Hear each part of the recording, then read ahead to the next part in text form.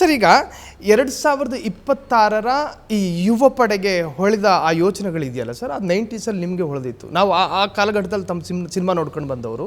So ಆಗಲೇ ನೀವು ಈಗಿನ ಜಂಜಿಯ ಥರ ಯೋಚನೆ ಮಾಡ್ತಾ ಇದ್ರಿ ಅಂತ? ಇಲ್ಲ, ಆ ಥರ ಅಲ್ಲ. ನಮಗೂ ಆ ಥರ ಇತ್ತು. ಏನು ನಮ್ಗೆ ಯಾರು ಬಂದರೆ ಏನೋ ಒಂದು ಚೇಂಜ್ ಆಗುತ್ತೆ ಅನ್ನೋ ಒಂದು ಆ ಯಂಗ್ ಏಜಲ್ಲಿ ನಮಗೂ ಇರುತ್ತಲ್ಲ. ಈಗೇನೋ ಬದಲಾವಣೆ ಆಯಿತು, ಇನ್ನೊಬ್ರು ಯಾರೋ ಬಂದರು, ಇವ್ರು ಬಂದ ಮೇಲೆ ಏನೋ ಮಾಡ್ಬೋದು. ಆಮೇಲೆ ಅವ್ರ ಮಾತುಗಳು ಕೇಳಿದಾಗ ಏನೋ ಒಂದು ಖುಷಿ ಆಗೋದು, ಏನೋ ಬದಲಾವಣೆ ಆಗುತ್ತೆ. ಕೊನೆಗೆ ನನಗನ್ಸಿದ್ದು ಪ್ರತಿ ಸತಿನೂ ಭ್ರಮ ನಿರಸನೆ ಆಗ್ತಾನೆ ಹೋಯ್ತು ನನಗೆ. ಏನಾಯಿತು, ಬದಲಾವಣೆ ಅಂತೂ ಆಯಿತು. ಏನು ಬದಲಾವಣೆ ಆಯಿತು ನಮ್ಮ ಜೀವನದಲ್ಲಿ? ಕರಪ್ಷನ್ ನಿಂತಿದೆಯಾ? ಏನು ರೋಡ್ಗಳೆಲ್ಲ ಚೆನ್ನಾಗಾಗಿದೆಯಾ?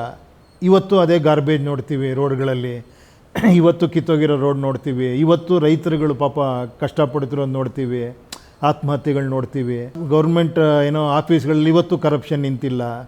ತುಂಬ ಜನ ಡೈರೆಕ್ಟಾಗಿ ಓಪನ್ ಆಗ್ತಾರೆ, ನಾವು ಓದ್ವಿ, ಕೆಲಸ ಆಗಿಲ್ಲ, ಸೊ ದುಡ್ಡು ಕೊಟ್ರೇ ಕೆಲಸ ಆಗುತ್ತೆ, ಸೊ ನಾನು ದುಡ್ಡು ಕೊಟ್ಟು ಕೆಲಸ ಮಾಡಿಸ್ಕೊಂಬಂದೆ, ನಾನು ಎಷ್ಟು ಅಂತ ವೆಯ್ಟ್ ಮಾಡಲಿ ಅಂತ ಯಾರೋ ಒಬ್ಬರು ವೀಡಿಯೋ ಮಾಡಿ ಹಾಕಿದ್ರು. 1 ತಿಂಗಳು 2 ತಿಂಗಳು ಎಷ್ಟು ದಿನ ಅಂತ ಕಾಯಲಿ ನನ್ನ ಕೆಲಸ ಕಾರ್ಯ ಬಿಟ್ಕೊಂಡು. ಸೊ ನನಗೆ ಒಂದು ಸತಿ ಅನ್ನಿಸ್ತು, ಇಷ್ಟು ಕೊಟ್ಟರೆ ಬೇಗ ಆಗುತ್ತೆ ಅಂತ ಕೊಟ್ಟೆ ಅಂತ. ಬೇಜಾರು ಮಾಡ್ಕೊಂಡು ಹಾಕಿದ್ರು ಒಂದು ವೀಡಿಯೋ, ಯಾವುದೋ ನೋಡಿದೆ. ಸೊ ಅವಾಗ ನನಗನ್ಸಿದ್ದು ಆ್ಯಕ್ಚುಲಿ ಏನು ಬದಲಾವಣೆಗಳಾಗ್ತಾ ಇದೆ ಇಲ್ಲಿ, ಯಾಕೆ ಆಗ್ತಾ ಇಲ್ಲ ಇದು ಬದಲಾವಣೆಗಳು? ಮೇಲ್ ಮಾತ್ರ ಬದಲಾವಣೆ ಆಗ್ತಿದೆ, ಯಾಕೆ ಕೆಳಮಟ್ಟದವರೆಗೂ ಬದಲಾವಣೆ ಆಗ್ತಿಲ್ಲ ಅನ್ನಿಸ್ದಾಗ ನನಗನ್ಸಿದ್ದು ಇಲ್ಲ, ಇಲ್ಲೇನೋ ತಪ್ಪಿದೆ ಇಲ್ಲಿ ಅಂದಾಗ ನನಗನ್ಸಿದ್ದು ರಾಜಕಾರಣ ಬಿಸ್ನೆಸ್ ಆಗೋಗಿದೆ. ಇದನ್ನು ಬದಲಾಗಬೇಕು ಅಂದರೆ ಏನು ಮಾಡಬೇಕು ಅಂತ ಅಲ್ಲೊಂದು ಸಮಸ್ಯೆ ಇದ್ದೇ ಇದೆ. ನಂತರ ಹೇಳಿದಾಗ ಎಲ್ಲ ವಿಚಿತ್ರ ಅನಿಸುತ್ತೆ, ಇದು ಹೆಂಗೆ ಸಾಧ್ಯ ಅನಿಸುತ್ತೆ. ಆ ಬದಲಾವಣೆ ಮತ್ತೆ ಜನನೇ ಮಾಡ್ಕೊಬೇಕು, ಅದು ಮಾನಸಿಕ ಬದಲಾವಣೆ ಅದಷ್ಟೇ. ನಾನು ಪ್ರಚಾರಕ್ಕೆ ಓಟ್ ಹಾಕ್ತೀನಿ ಅಂದರೆ ಮತ್ತೆ ಬದಲಾವಣೆ ಅಲ್ಲ, ನಾನು ಜಾತಿಗೆ ಓಟ್ ಹಾಕ್ತೀನಿ ಅಂದರೆ ಮತ್ತೆ ಬದಲಾವಣೆ ಅಲ್ಲ. ನಾನು ಯಾರೋ ಒಬ್ಬ ವ್ಯಕ್ತಿ ಚೆನ್ನಾಗಿ ಮಾತಾಡ್ತೀಯಾನೆ, ನಾನು ಅದು ಮಾಡ್ತೀನಿ ಇದು ಮಾಡ್ತೀನಿ ಅಂದಾಗ ಅದನ್ನು ಒಪ್ಕೊಳ್ಳೋದು ಬದಲಾವಣೆ ಅಲ್ಲ ನನಗೆ, ನನ್ನ ಪ್ರಕಾರ. ಅಲ್ಲೊಂದು ಸ್ವಲ್ಪ ಕೂಲಂಕುಷವಾಗಿ ಪರೀಕ್ಷೆ ಮಾಡಬೇಕು ಆ್ಯಕ್ಚುಲಿ. ಹಿಂಗೆ ಹೇಳ್ತೀಯಾರ, ಅದನ್ನು ಡೀಟೇಲಾಗಿ ಹೇಳ್ತೀಯಾರ ಯಾರೋ ಒಬ್ಬರು, ಕೇಳೋ ತಾಳ್ಮೆನೂ ಇರಬೇಕು ನಮಗೆ. ಯಾರೋ ಒಬ್ಬರು ಚೇಂಜ್ ಮಾಡ್ಬಿಡ್ತೀನಿ ನಾನು ಬಂದು ಅಂದ್ಕೊಳ್ಳಿ, ಹಿಂಗೆ ಮಾಡ್ತೀಯ ಅನ್ನೋದು ಕೇಳೋ ಅಷ್ಟೇ ನಮ್ಗೆ ಗೊತ್ತಿರ್ಬೇಕು. ಅಥವಾ ಅವ್ನು ಹಿಂಗೆ ಮಾಡ್ತೀನಿ ಅಂತ ಹೇಳ್ತಿಲ್ಲ ಅಂದಾಗ ನಾನು ನಂಬಾರ್ದು ಅಲ್ವಾ? ಅಷ್ಟಾರ ನನ್ನಲ್ಲೊಂದು ಬದಲಾವಣೆ ಆಗಬೇಕು, ಆ ವ್ಯವಧಾನ ನಮ್ಮಲ್ಲಿರಬೇಕು. ಅಲ್ಲ, ಇಲ್ಲ ಅಂದರೆ ನೀವು ಹೆಂಗೆ ನಾನೇನೋ ಬದಲಾವಣೆ ಮಾಡ್ತೀನಿ ನಾನು ಹೇಳಿದ್ರೆ ನಂಬ್ತೀರಾ ನೀವು? ಈಗ ನಂಬ್ತೀರಾ? ನಾನು ಹೇಳಿದ್ರೆ ನಂಬ್ತೀರಾ ನೀವು? ಯಾರೋ ಹೊಸಬ ಬಂದಿಯಾನೆ, ಒಂದು ಹೊಸ ಪಕ್ಷ ಕಟ್ಕೊಂಡ್ಬಂದಿಯಾನೆ, ಫುಲ್ ಬದಲಾವಣೆ ಮಾಡ್ತೀನಿ ಅಂತ ಹೇಳ್ತೀಯಾನೆ, ಉಪೇಂದ್ರ ನಂಬೋಣ. ಯಾಕೆ ನಂಬ್ತೀರಾ ನೀವು? ಹೆಂಗೆ ನಂಬ್ತೀರಾ? ನನ್ನ ವ್ಯಕ್ತಿತ್ವ ಒಳ್ಳೆಯವನು, ನಾವು ಇಷ್ಟು ವರ್ಷ ನೋಡಿದ್ದೀವಿ ಇವ್ರನ್ನ, ಅದೆಲ್ಲ ಪ್ರಶ್ನೆ ಬರೋದೇ ಇಲ್ಲಲ್ಲ. ಈಗೇನು ಪ್ರಾಕ್ಟಿಕಲ್ ಬರಬೇಕಲ್ವಾ?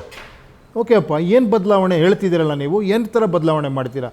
ಈಗ ಕರಪ್ಷನ್ ತೆಗಿತೀನಿ ಅಂತ ಅಂದ್ಕೊಳ್ಳಿ, ಯಾಕೆ ತೆಗಿತೀರಾ ಅಂತ ಹೇಳಬೇಕಲ್ವಾ? ಹೇಗೆ? ನಾನು ಟೆಕ್ನಾಲಜಿ ತರ್ತೀನಿ, ಇದು ತರ್ತೀನಿ, ಅದು ತರ್ತೀನಿ. ಏನೆಲ್ಲ ಟೆಕ್ನಾಲಜಿ ತರ್ಬೋದು ನೀವು, ಏನೆಲ್ಲ ಮಾಡ್ಬೋದು. ಅವನು ಈ ನಿಮ್ಮ ಎದುರುಗಡೆ ಇಸ್ಕೊಳ್ಳೋದೇ ಇಲ್ಲ. ಅಲ್ಲಿ CCTV ಇಟ್ಕೊಂಡು, ಇಲ್ಲಿ CCTV ಇದೆ, ನಾನು ಇಲ್ಲಿ ದುಡ್ಡು ಇಸ್ಕೊತೀನ? ನನಗೆ ಗೊತ್ತಿದ್ದಂಗೆ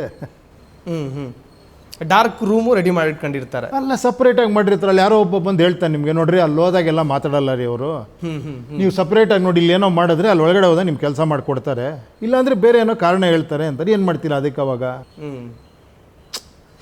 ಈಗೇನು ಬಂದಿಲ್ವಾ? ಎಷ್ಟೋ ಟೆಕ್ನಾಲಜಿ ಬಂದಿದೆ, ಎಷ್ಟೋ ನೆಟ್ಗಳು, ಏನೋ ಇಂಟರ್ನೆಟ್ಟಲ್ಲೆಲ್ಲ ಇನ್ಫಾರ್ಮೇಷನ್ಗಳಿದೆ, RTI ಇದೆ, ಅದಕ್ಕೆ ಹಾಕಿದ್ರೆ ನಿಮ್ಗೆ ಇನ್ಫಾರ್ಮೇಷನ್ ಸಿಗುತ್ತೆ.